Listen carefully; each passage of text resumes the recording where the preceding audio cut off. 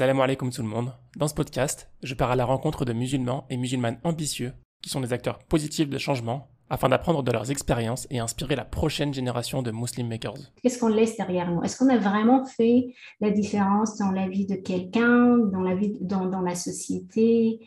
Tout ça, en fait, c'est des questions, je pense, que chacun d'entre nous doit se poser, en fait, le plus tôt possible.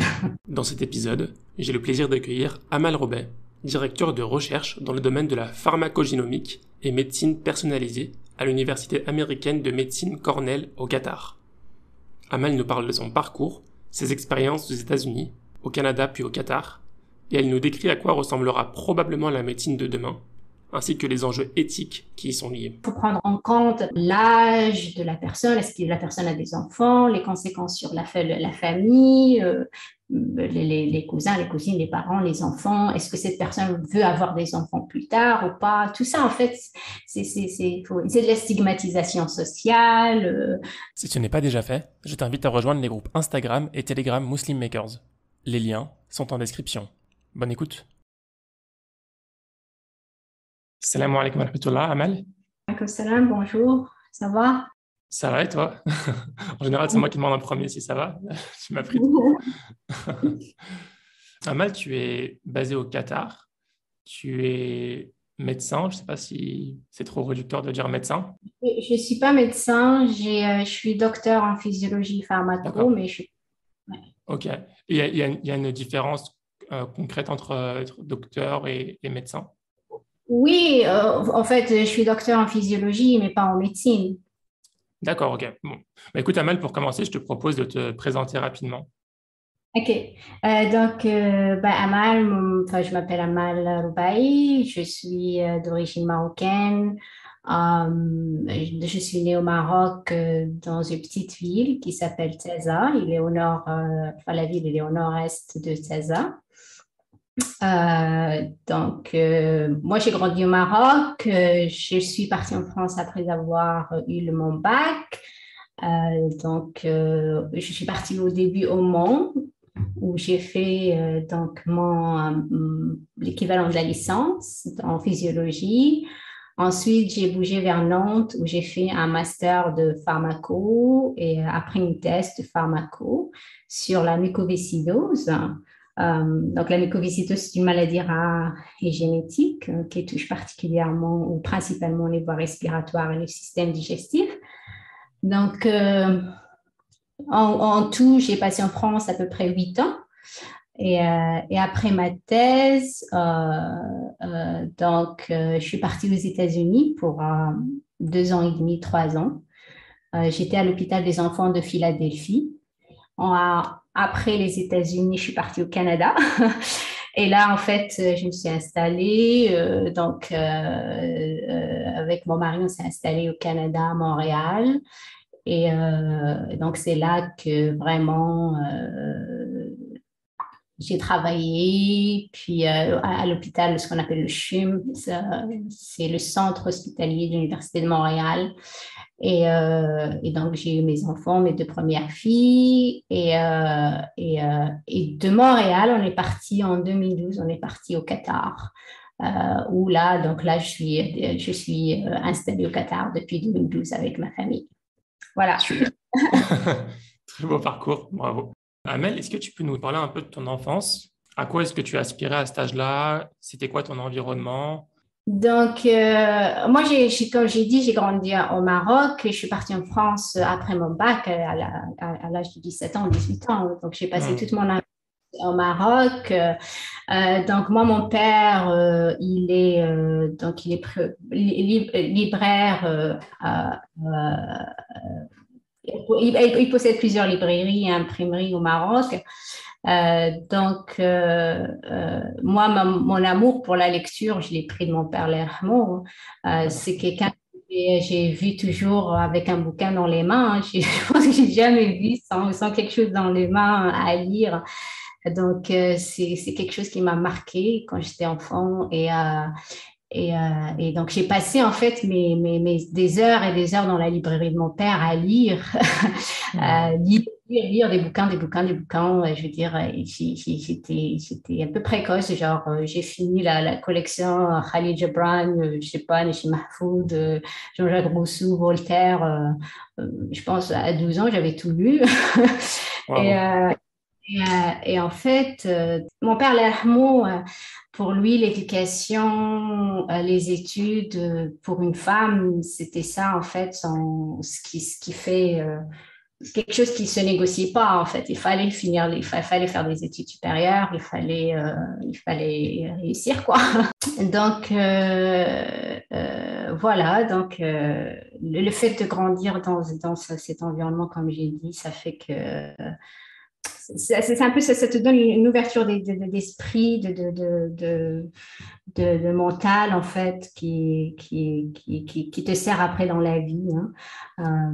Oui. Et donc voilà, donc après le bac, comme je dis, je suis partie en France. Et dans ton entourage, pardon, déjà au Maroc, est-ce que c'était commun de faire ça? Ou tu étais un peu l'exception? Ou je sais pas, Non, dans ma famille, Hmm. non, non, dans ma famille, il y a énormément, enfin, il y a beaucoup d'académiciens, de gens, enfin, ma grande sœur, elle est chercheure, professeure, enfin, aussi à l'université. Hmm. Euh, je veux dire, mes neveux et nièces, enfin, on a toutes fait des études supérieures, on a des Ouais. ingénieurs, des architectes. Je veux dire, enfin, c'est normal, je veux dire, voilà. C'était pas Oui. extraordinaire dans ton entourage, quoi. Fallait, voilà, tu en fais des études supérieures, c'est Voilà, normal, quoi. C'est ce qu'on attend de toi. exactement, pas le choix. Ok. Et d'où est venu ton goût pour la recherche, pour le domaine dans lequel tu travailles aujourd'hui? En fait, jusqu'à les premières années de fac, j'étais un peu partagée. Bah, parce qu'en fait, à l'école, j'étais vraiment meilleure dans tout. J'avais mes profs de physique qui voulaient que je fasse de la physique, mes profs de maths qui voulaient que je me spécialise en maths, sciences de la vie qui voulaient que je me spécialise en maths. La vie, hein. Le prof de français qui voulait que je fasse de la littérature. Donc, jusqu'au bac, j'avais pas encore vraiment. C'est pas que je savais pas ce que j'allais faire. C'est sûr que j'avais un amour en particulier pour la science de la vie. Et donc, c'est pour ça, en fait, après que j'ai choisi la biologie. Et en fait, les premières années, c'est un peu de t'exposer un peu à tout. J'étais encore, je veux dire, la géologie, c'est un domaine qui m'a tout le temps, qui m'a aussi vraiment capturée. Mais je pense je sais pas, avec les années, j'avais l'impression que je pourrais faire plus de contributions dans le domaine de la recherche par rapport à la recherche clinique, la recherche humaine, pour faire en fait la différence que dans un autre domaine. Hmm. Et un peu après, je me suis spécialisée dans ce domaine. Au début, comme j'ai dit, c'était de la pharmacologie. Après, j'ai dévié vers la pharmacogénomique, mais au début, c'était la pharmacologie qui, tu sais, étudiait les mécanismes d'interaction entre une substance et l'organisme dans lequel elle évolue. En gros, en fait, c'est de traduire en fait ces résultats à des fins thérapeutiques, soit il faut l'élaboration d'un médicament ou améliorer son fonctionnement. Donc après, quand j'ai divé, comme tu dis, plongé dans le domaine de la Plongé. Ouais. recherche clinique, bah, voilà, tu comprends que c'est en fait, en tout cas pour moi, le futur, c'était je voyais que la médecine personnalisée, la pharmacogénomique, c'est vraiment le futur. Et donc, je me suis, après, dans mon domaine de recherche, dans mes études, je me suis orientée vers ce sujet-là. Donc, D'accord. pour les gens qui comprennent, enfin, un peu qui ne sont pas dans le domaine, la pharmacogénomique, c'est quand tu étudies les relations entre les changements dans le génome et la réponse thérapeutique par rapport à un médicament. C'est-à-dire que toi, ton génome est différent du mien, différent de l'autre. S'il y a des changements, quand il y a des changements dans ton génome, ça va affecter en fait ta réponse à un traitement particulier. Hmm. Et le fait de comprendre cette relation, cette variabilité du génome et la réponse thérapeutique, donc va permettre après de personnaliser le traitement, de prédire en fait des réactions, ce qu'on appelle les réactions les effets secondaires, ça va diminuer le risque d'erreur, en fait. Quand tu vas, tu as une maladie, on n'est pas sûr du traitement, un peu le médecin, il va un peu essayer un peu tout là, sur toi. Ouais, Par contre, ouais. quand il y a un profil pharmacologique, bah, tu as moins de risque d'erreur et d'essai sur la personne. Hmm. Concrètement, oui, si plusieurs personnes ont la même maladie, ils vont pas Mm. forcément réagir pareil au même traitement. Et du coup, ce que tu étudies, c'est d'essayer de voir comment est-ce qu'on peut adapter un traitement particulier pour une personne vraiment particulière par rapport à son génome, si j'ai bien compris. Exactement, parce que selon ce que je dis, c'est selon les variations qu'il y a dans ton génome, tu vas pas réagir, là, une personne va pas réagir forcément comme une autre, ou une certaine population, en fait, nord-africaine enfin, les européennes ou caucasiennes vont pas réagir de la même manière par rapport à un certain médicament. Hmm. Donc, les tests, on entend beaucoup parler des tests génétiques, le profil génétique, mais il y a aussi maintenant de plus en plus en fait, on parle de profil pharmacogénomique, en fait. Ouais. C'est-à-dire que il va te dire au médecin, c'est pas toujours facile d'interpréter, mais en gros, ça dit au médecin, en fait, par rapport, je sais pas, la codéine, qui est une drogue assez utilisée, bah,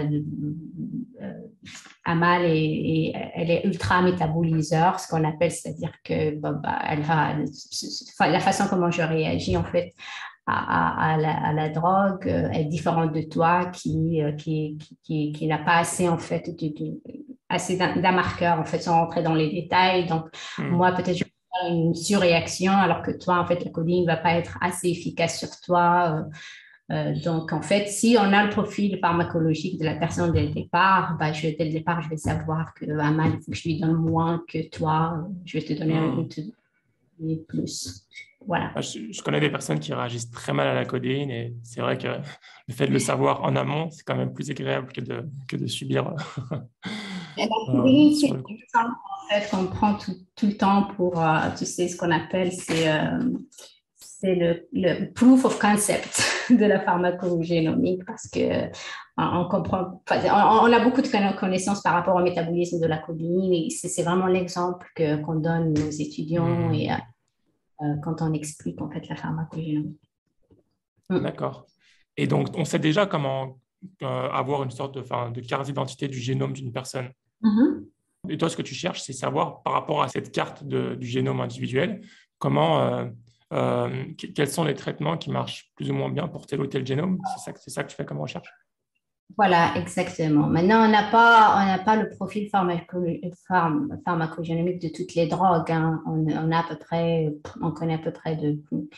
Oh, les FDA, c'est le régulateur américain. Sur son site, si tu vas sur le site, tu as en fait, ils ont publié un peu une liste de, je crois, de 114 médicaments où tu peux, en fait, les médecins peuvent demander le profil pour. Et cette liste, il y en a de plus en plus qui se rajoutent. Donc, on connaît moins, il y a moins de progrès dans ce domaine que par rapport au tests génétiques. Mais en gros, oui, comme je dis, en fait, c'est ça. Donc, en fait, le test pharmacologique va analyser les gènes euh, euh, à l'origine de certaines protéines, ce qu'on appelle les enzymes ou les transporteurs, qui sont impliqués dans soit la dégradation, soit le transport, soit l'activation, ou comment on se débarrasse des médicaments dans le corps. C'est un simple Hmm. prélèvement sanguin ou la salive que tu envoies au labo et puis voilà, ça génère un rapport.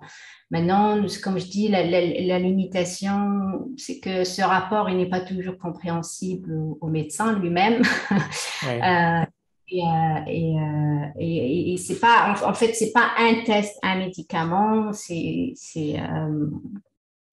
je veux dire, un test ne peut pas être utilisé pour déterminer comment vous allez répondre à tous les médicaments. Souvent, le médecin va prescrire un panel, tu vois, OK. plusieurs médicaments, tout ça. Et puis, comme j'ai dit, Ces tests ne sont pas disponibles pour tous les médicaments. Il y a juste une liste bien précise qui est connue. Et, Il y a encore beaucoup de recherches à ce sujet. voilà, c'est une discipline qui est assez récente, avec des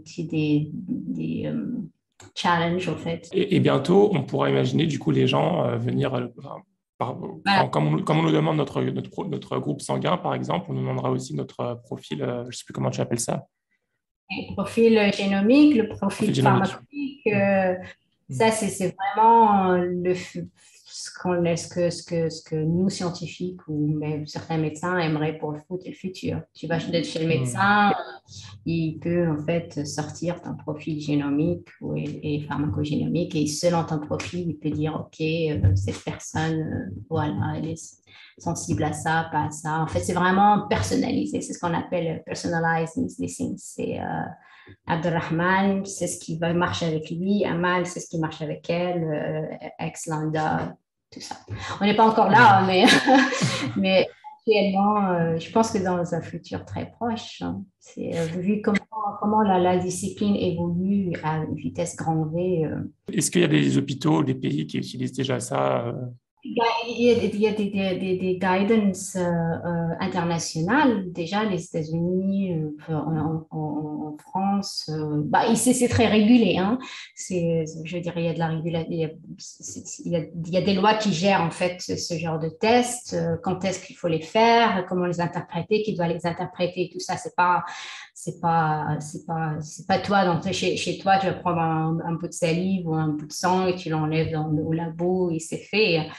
Après, le fait qu'on le labo fait, il faut que ce soit un labo accrédité. Puis, il y a des règles qui gèrent en fait la façon de retourner, ce qu'on appelle de retourner les résultats, qui doit être présent, comment gérer tout ça. Là. Certainement, surtout quand on parle des tests génétiques, c'est extrêmement régulé. Et par rapport à l'éthique, par rapport aux conséquences et tout ça, là, ça peut en fait générer sur la personne ou la famille ou même sur son emploi, en fait. Mm. Encore quand on parle des tests génétiques, c'est extrêmement. Je pense en France, c'est même pas ce qu'on appelle les tests génétiques récréatifs. C'est même pas autorisé en France. Il y a même une amende si la personne fait ça.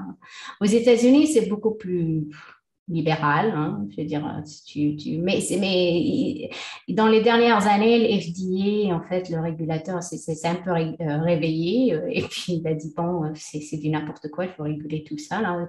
Quelqu'un ne peut pas Mm. juste envoyer enfin, le labo le plus connu, c'est le 23 Med, là, donc puis avoir ses résultats sans en fait mettre en place tout un système qui régule ça, parce qu'il y a des conséquences qui peuvent être vraiment dévastatrices sur la personne si le retour des résultats ne se fait pas dans les règles. Le type de conséquences négatives, ça peut être qu'une personne découvre qu'elle est plus sensible à, je sais pas, à avoir Alzheimer très tôt ou à avoir telle ou telle maladie très tôt ou tel cancer. Et voilà, ça peut être très dangereux. Très dangereux. Surtout que quand on parle de tests génétiques, c'est une probabilité. Avoir une prédisposition d'Alzheimer ne veut pas forcément dire que tu vas avoir l'Alzheimer. Il faut prendre d'autres facteurs en fonction pour dire, voilà, vous allez avoir l'Alzheimer. Et on ne peut jamais le dire à 100%. Ça reste toujours une probabilité. Et c'est quelque Mm. chose qui soit discuté, donc en fait, parmi les guidelines qu'on appelle, c'est même pas des recommandations, il y a une différence entre recommendations et regulations. Quand il s'agit de retourner ce genre de résultats, il faut vraiment que ce soit, en fait, on veut qu'il y aurait ce qu'on appelle un genetic counselor, Un un conseiller génétique. conseiller génétique parce qu'en fait, il faut choisir les mots et tout ça. Il faut comprendre en fait comment approcher la personne. Et tout ça, il faut que le médecin, il faut qu'il soit présent également. Il faut prendre en compte l'âge de la personne. Est-ce que la personne a des enfants, les conséquences sur la famille, les cousins, les cousines, les parents, les enfants. Est-ce que cette personne veut avoir des enfants plus tard ou pas? Tout ça, en fait, c'est de la stigmatisation sociale, Mm. l'emploi enfin, l'emploi, le risque sur l'emploi, les assurances, certainement, enfin, surtout en Amérique du Nord et aux États-Unis, ça peut en fait impacter euh, l'accès à la personne de cette personne aux assurances. Oui, Et, ouais. euh, C'est pareil à et puis, Singapour. et puis, il y a aussi le sentiment de culpabilité. Je veux dire, si j'ai un BRCA1 ou enfin, le gène de cancer, voilà, le cancer de sein, puis je sais que plusieurs personnes de ma famille l'ont, puis tu découvres que tu l'as, que tu as des filles, bah, c'est le sentiment aussi de culpabilité par rapport à tes enfants, par rapport au reste de ta famille. C'est comme si, en fait, c'est ta faute qu'ils vont l'avoir aussi. Tu vois, c'est des choses qu'il faut gérer, il faut prendre Mm. extrêmement sérieux. Il faut vraiment toute une équipe quand on retourne ce genre de résultats aux patients, au sujet de recherche, parce que souvent on fait ça dans un cadre de recherche, ce qui est encore beaucoup plus régulé que quand tu fais ça dans un cadre thérapeutique. Quand Oui, on fait le séquençage dans un cadre de recherche uniquement, le retour des résultats est extrêmement régulé par ce qu'on appelle les comités d'éthique. Alors en anglais, c'est l'IRB, Institutional Research Board. En français, je pense qu'ils appellent ouais, ça c'est le le conseil de recherche, comité d'éthique. Il comité. faut vraiment prouver que les bénéfices de retourner le résultat est beaucoup plus supérieur que le mal que ça peut générer, en fait. Et ça passe devant un Oui, comité. Tout ça. Et quand je dis, quand tu retournes les résultats, c'est beaucoup de disciplines qui doivent être impliquées dans ce processus, à commencer par le médecin, le psychologue, le conseiller génétique, etc. oui. Mm.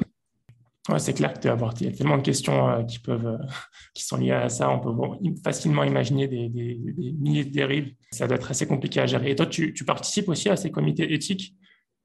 J'ai ce qu'on appelle deux casquettes sur ma tête. J'ai Ok. la casquette de chercheur, donc j'ai mon équipe de recherche, mon laboratoire en fait, où on fait la recherche scientifique dans le domaine de la pharmacogénomique et la médecine personnalisée. Mais en même temps, en fait, ce que j'ai pas dit, c'est que quand je suis arrivée au Qatar, donc depuis que je suis au Qatar, je gère en fait ce qu'on appelle research compliance. Donc, j'ai cherché la traduction en français, je pense que c'est la conformité à la recherche. C'est le département de Cornell. Je travaille pour l'Université américaine de médecine au Qatar, le Cornell, oui, le Cornell. Donc, à Cornell, on a ce qu'on appelle Research Compliance Office. Et en fait, ma job et mon équipe, c'est de faire en sorte, en fait, que tous les chercheurs, les médecins, les facultés, les étudiants, les employés de Cornell, quand ils font des activités de recherche, comprennent leurs responsabilités éthiques. Hein. Et en fait, c'est pas, donc sous ma direction, il y a plusieurs comités. Il y a le comité de recherche, d'éthique quand on fait de la recherche humaine, ce qu'on appelle l'IRB. Il y a ce qu'on appelle le ICAC, c'est le comité en fait qui va gérer la recherche faite sur les animaux, parce que ça aussi, ce genre de recherche est extrêmement régulé par rapport aux droits des animaux et tout ça. Et il y a ce qu'on appelle, il y a un autre comité, l'IBC, c'est ce qui gère en fait la recherche qui utilise des matériaux radioactifs, le biohazard et tout ça, parce que tu ne peux pas juste décider que tu as travaillé avec une substance biohazard sans que tu mettes en place les précautions pour Mm. toi, pour les gens qui sont aux alentours, pour l'environnement et tout. On gère en fait ce qu'on appelle aussi la research misconduct. Alors ça, c'est-à-dire quand il y a du plagiarisme ou une falsification ou ce genre de truc, bah, on fait des enquêtes et voilà, c'est nous. Et puis on gère aussi le conflit d'intérêts. Quand tu es chercheur, médecin, chercheur, de conseiller dans une boîte pharmaceutique ou advisor pour une compagnie.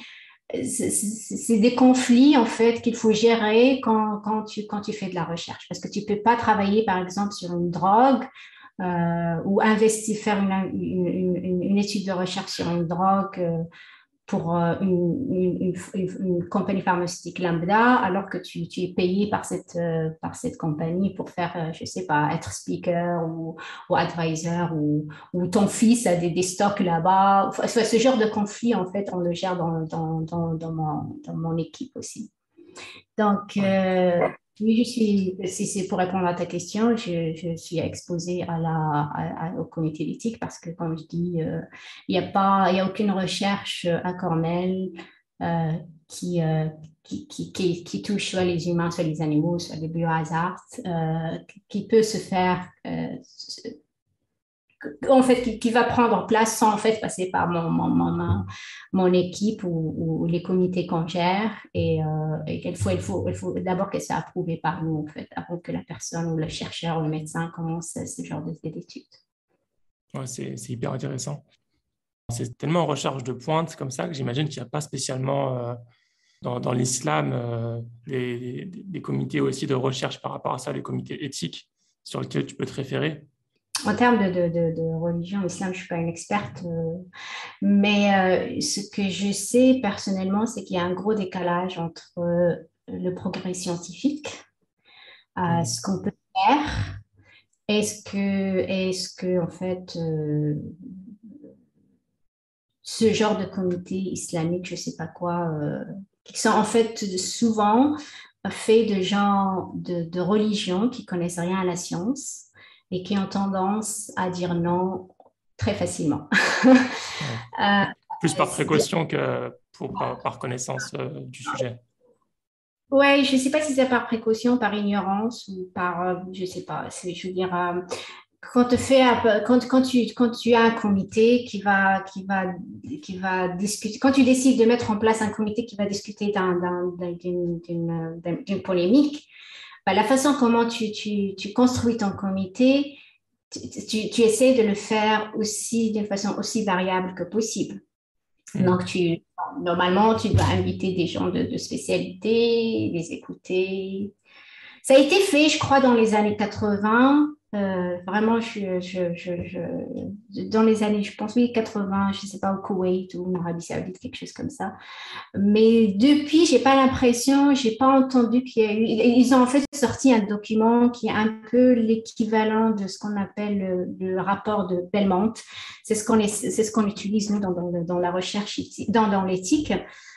Et qui en fait le Belmont Report, c'est ce qui en fait gère un peu l'éthique dans la recherche sur les personnes.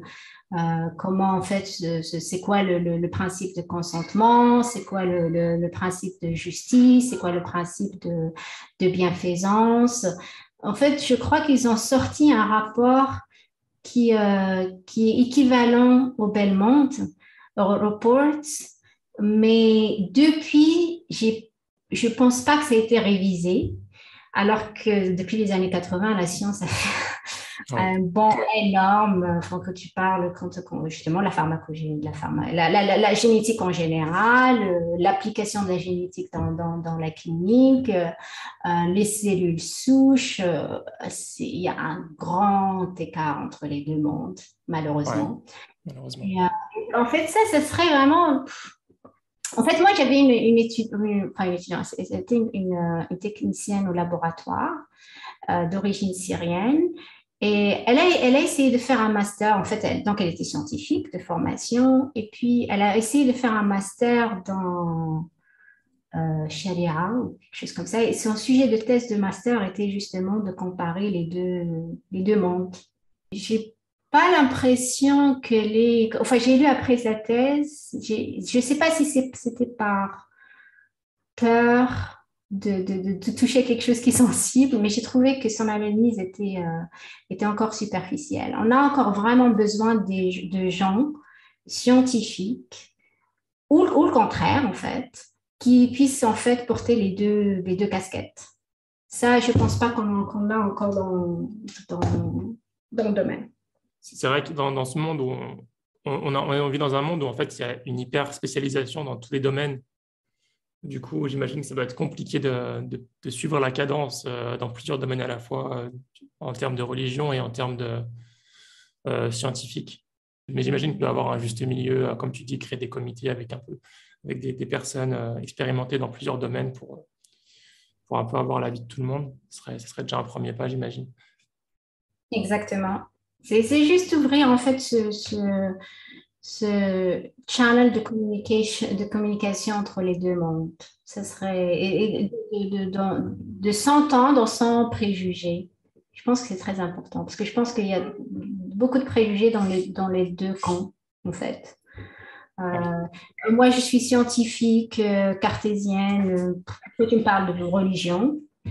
Et l'autre, c'est bah, qu'est-ce que vous êtes en train de faire? Ouais. C'est quoi les cellules souches? C'est quoi je sais pas, le IVF? C'est quoi ça? Non, non, c'est on a tendance à dire peut-être, je sais pas, haram, plus c'est la solution plus peut-être shortcut au lieu d'approfondir l'analyse de la question en fait. Un domaine d'ailleurs de recherche qui est encore vierge.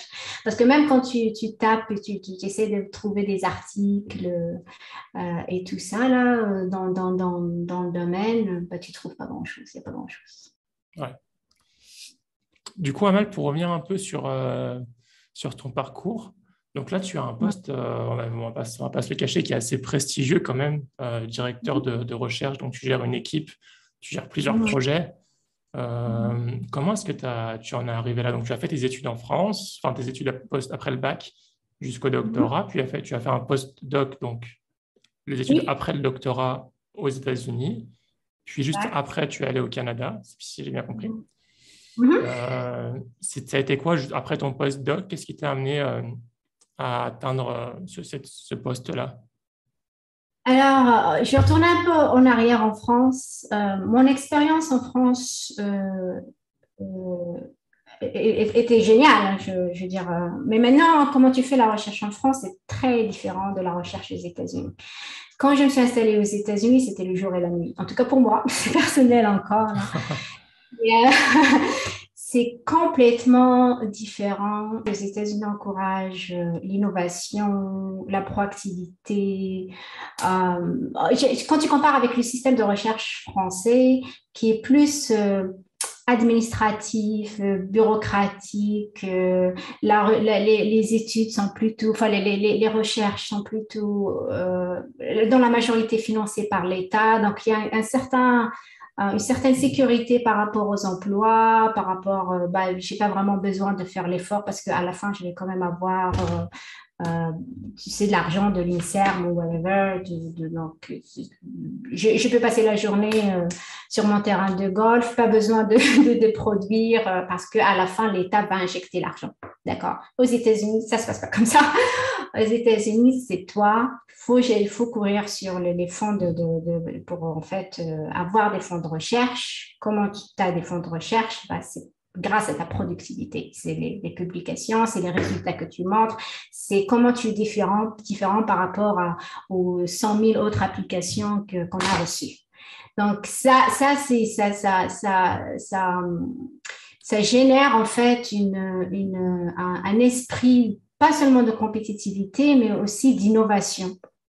Et ça fait que en fait, tous les domaines en fait de recherche sont en évolution continue parce que tout le monde veut être meilleur que l'autre. D'accord? Hmm. Et ça, pour moi, ça a été, mais vraiment, au début, c'était un choc parce que j'étais, oh, comment on mélange la recherche avec l'argent. Mais après, quand tu comprends en fait le système, bah, c'est vraiment, c'est ça, en fait, c'est ça ce qu'il faut. Ouais.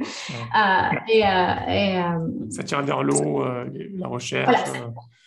exactement. Ça te Hmm. tire vers le haut. Il n'y a pas stagnation, en fait, parce que c'est bon, j'ai la sécurité d'emploi, j'ai la sécurité du financement, pourquoi je vais faire d'efforts? Et ça n'existe pas. Si tu fais ça, je veux dire, tu vas perdre ton financement au lieu de quelques années, tu es out of job. Euh, et, euh, donc, c'est ça. Donc, ça m'a complètement changé ma personnalité, je suis devenue plus agressif en termes de tout, en fait, de façon de réfléchir, de comment je vois le monde, enfin le monde de la recherche, en termes d'ambition.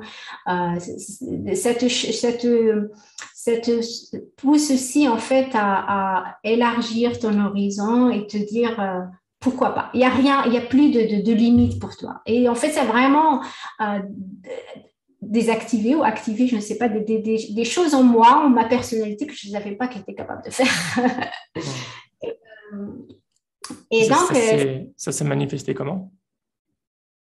C'est vraiment, c'est là que ça m'a poussé en fait à plus m'investir dans la recherche clinique. C'est un domaine qui est risqué dans tous les domaines, je veux dire, c'est d'un point de vue éthique, d'un point de vue financement, d'un point de vue liability. Et c'est là que j'ai dit, OK, travailler sur la bench, dans le laboratoire, reculer derrière, c'est bien. La science basique, ce qu'on appelle, c'est bien. Mais si je veux vraiment faire la différence, il faut en fait que je change de façon de réfléchir, que je change pas de domaine, mais je veux dire de spécialité. Donc, c'est là que j'ai shifté vers la recherche plus appliquée, clinique appliquée en fait sur les traitements, les patients et tout ça. Donc, ça a commencé aux États-Unis vraiment. Et c'est là que j'ai appris, enfin, j'ai élargi en fait ma connaissance par rapport aux lois qui gèrent ce genre de science en fait, parce que c'est extrêmement régulé. Et puis, on l'a vu avec le Covid et le développement de vaccins, et puis le débat sur est-ce que la FDA a pris des raccourcis, tout ça. Donc, tout ça, en fait, ça fait partie de ce que moi, je fais tous les jours. Hein. Et puis après, donc, comme je dis, ça a été le déclic. J'ai shifté vers la recherche clinique. Des États-Unis, après au Canada, quand je suis installée au Canada, c'était 100% recherche clinique. Et puis le Canada, surtout Montréal, pour moi, c'était le parfait équilibre entre... Parce que bon, les États-Unis, c'est bien et tout, mais sur le plan personnel, ça commençait à la fin d'être un peu lourd. C'est très différent de l'Europe. Enfin, surtout de la France. J'ai commencé, tu vois, on commence à avoir pas des manques, mais voilà, si on trouve un milieu qui balance entre les deux, ça serait génial. Et ça, je l'ai trouvé à Montréal. J'étais partie en fait en 2007 à Montréal, juste en vacances pour voir un ami. Et là, ça a été le coup de foudre. C'était vraiment pas juste la ville, mais la façon de vivre, comment les gens, en fait, le style de travail. Parce qu'aux États-Unis, tu travailles vraiment très, très, très dur. Mais à Montréal, c'était vraiment cet équilibre entre la mentalité européenne et l'importance de l'art de vivre qui a aussi sa place dans la vie de la personne, mais aussi la productivité. C'est des gens qui produisent à la nord-américaine. Donc ça, je ne voulais pas perdre. Donc, comment ça travaille au Canada, c'est les normes nord-américaines, c'est la productivité, c'est l'innovation, tout le monde est important et tout. Et tu as le style de vie plutôt européen où la famille a son importance. C'est pas une société qui est individualiste. Et donc, c'est là qu'avec mon mari, on a décidé donc de s'y installer. Et d'un point de vue professionnel, ben, je me suis installée, comme je dis, au Centre de recherche universitaire de Montréal. Puis là-bas, je gérais donc, j'avais un poste de scientifique, mais aussi je gérais la recherche clinique de la division en fait, de pulmonaire. Et on travaillait qu'avec les pharma.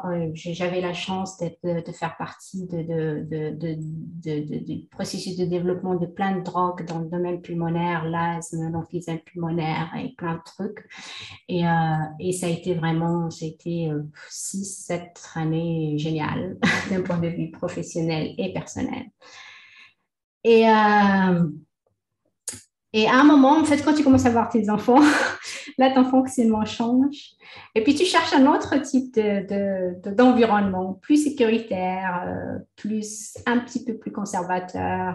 Et c'est là qu'on a commencé à parler. En fait, on ne connaissait pas le Qatar. C'est juste venu dans une conversation entre mon mari et un cousin, lui, qui est installé au Qatar. Puis, on s'est dit, OK, on va essayer un an. Et en fait, j'étais extrêmement étonnée quand je suis venue et j'étais embauchée par Cornell ici. De... En fait, s'il y a un pays arabe, je vais dire ça comme ça, là, où on peut s'épanouir autant que chercheur, c'est bien le Qatar. Le pays a mis des moyens financiers phénoménaux dans le domaine. Il n'y a pas de limite. Je veux dire, d'un point de vue, pas financier, mais d'un point de vue intellectuel, on peut travailler sur tout et on peut en fait extravaguer autant qu'on veut. C'est un peu un rêve pour un chercheur en fait.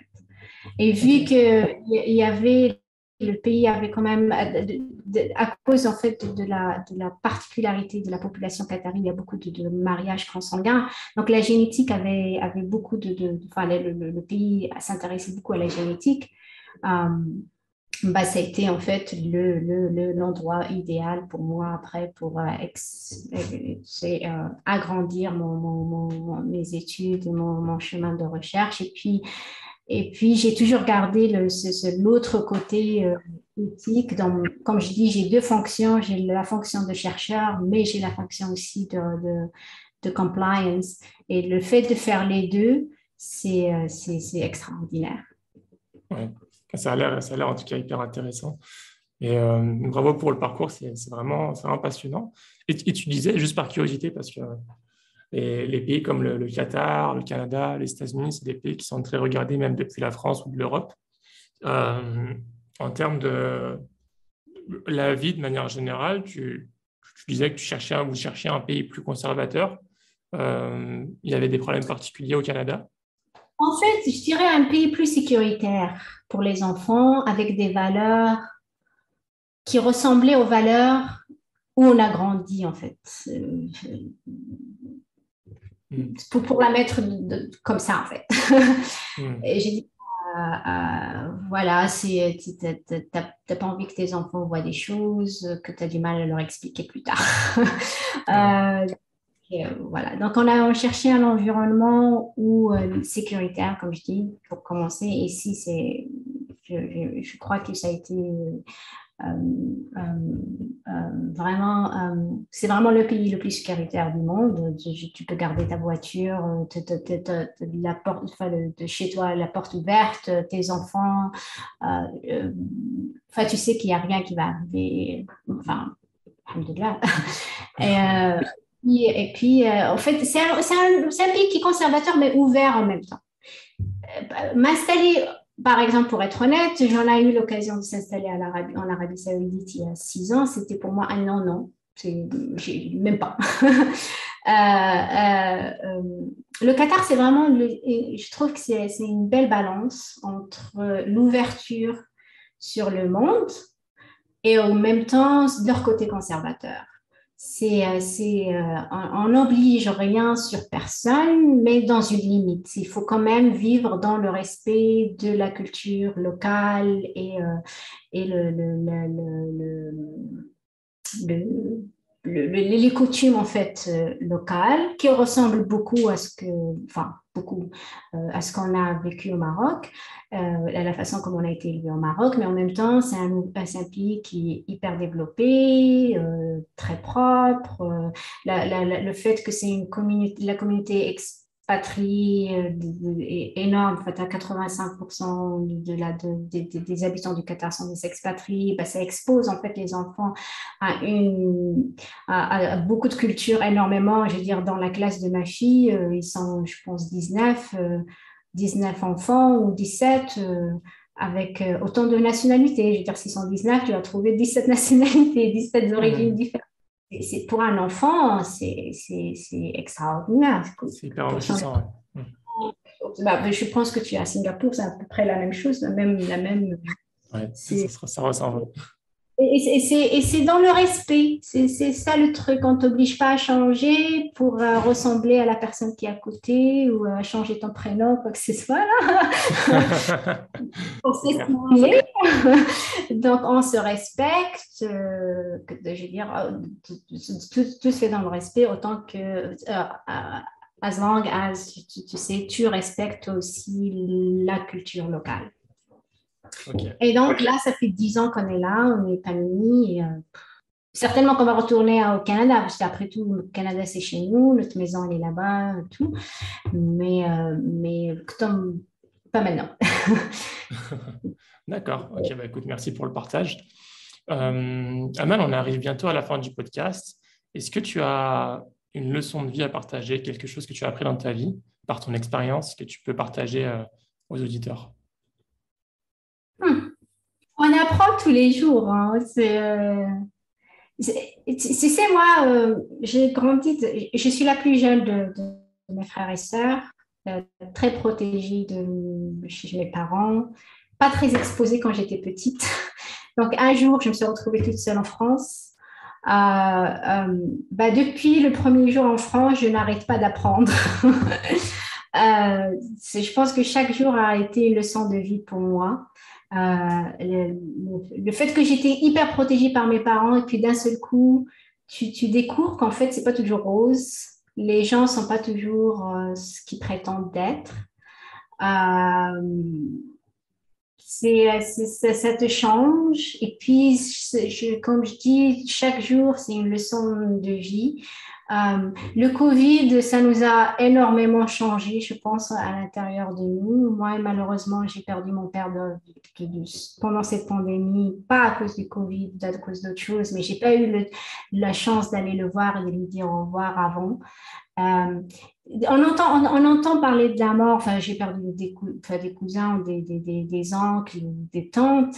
Ça reste quand même loin, mais quand tu perds un parent, c'est très différent en fait. Tu réalises finalement comment la vie est fragile et tu commences à refaire, en fait, en tout cas, c'est ce qui est arrivé pour moi. J'ai commencé à refaire les priorités dans ma vie en fait.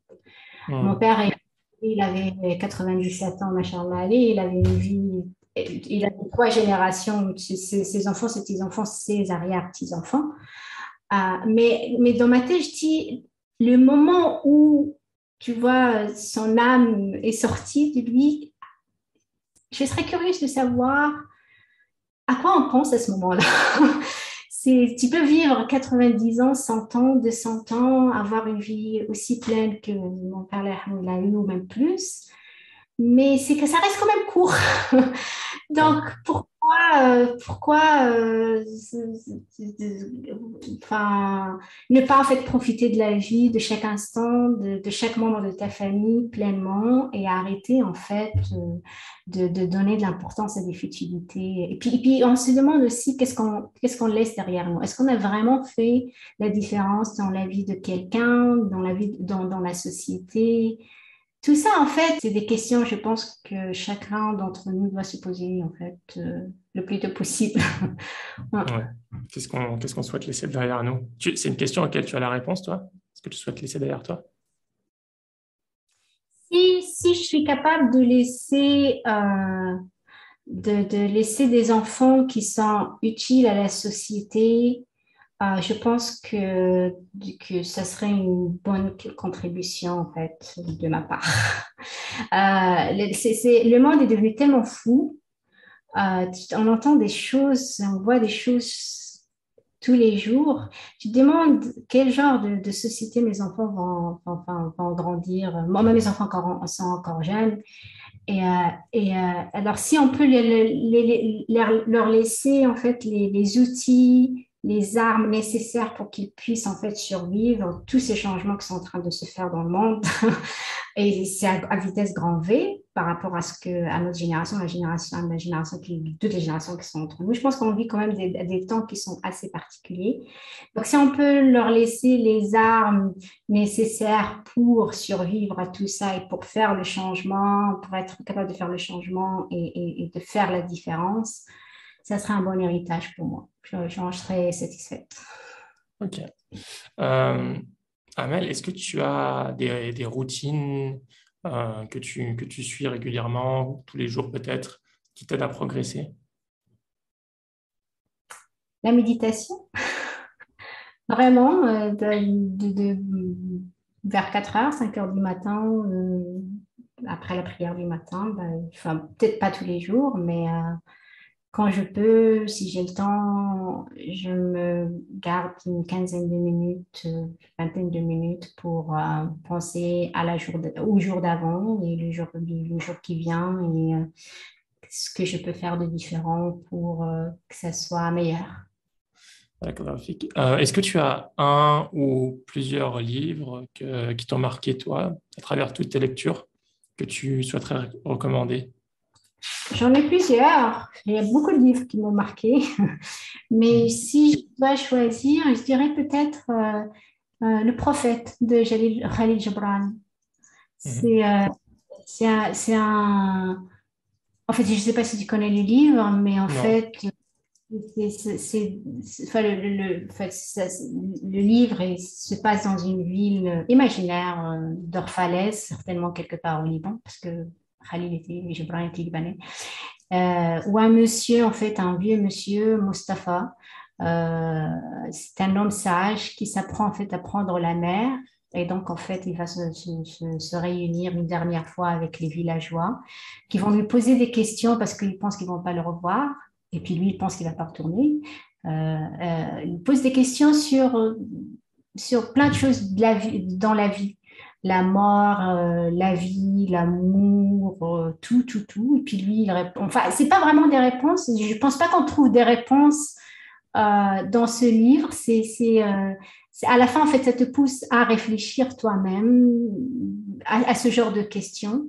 C'est été écrit en fait de façon poétique et extraordinaire. C'est comme un testament en fait spirituel qui te Mhm. parle, en fait, qui va te parler à différents stades de ta propre vie. C'est un livre que tu peux lire plusieurs fois. À chaque fois, en tout cas moi là, à chaque fois j'avais une vision différente, une interprétation différente de ce qu'il a dit en fait dans ce livre. Un de mes préférés, je te le conseillerais. Ok, bah écoute, je l'ai trouvé sur Internet. Il Il est a l'air traduit en français. intéressant. Oui, ouais, je vois qu'il est en français, en anglais, sur plusieurs langues.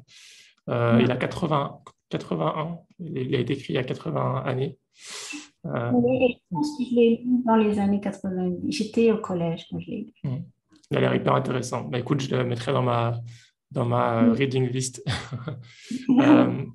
Euh, et dernière question, Amal. Si un auditeur ou une auditrice souhaite te suivre ou te poser une question, te contacter, est-ce que c'est possible? Oui, j'ai un profil LinkedIn, donc je suis assez active sur LinkedIn quand j'ai le temps. Tu as Mhm. expérimenté en fait. euh, oui, hein. Être Et, patient. Mais ça, elle voilà, répond toujours. j'ai fini par répondre. Mais LinkedIn serait la meilleure façon de me contacter. J'ai aucun problème de donner des conseils, des coups de pouce. Des, de tout ce que la personne en fait souhaite savoir, si j'ai l'information ou si je peux faire quelque chose avec grand plaisir. Très bien. Bah, écoute, Amal, c'était un plaisir de faire cette interview avec toi. C'était vraiment Euh, intéressant enfin, franchement, d'avoir un profil comme ça dans notre communauté qui soit à l'avant-garde de la recherche, ça fait plaisir à voir. Machallah. bah, merci à vous. Amal, je te souhaite un bon courage pour la suite, que Dieu mette la baraka. Et puis, à très vite, Inch'Allah. Inch'Allah, merci. Salam. Bye bye. Et j'espère vraiment que cet épisode t'a plu. Si c'est le cas, je t'invite à le partager à 3 personnes de ton entourage et à faire des invocations pour qu'Allah bénisse cette initiative. À bientôt pour un nouvel épisode, Inch'Allah. Salam alaikum.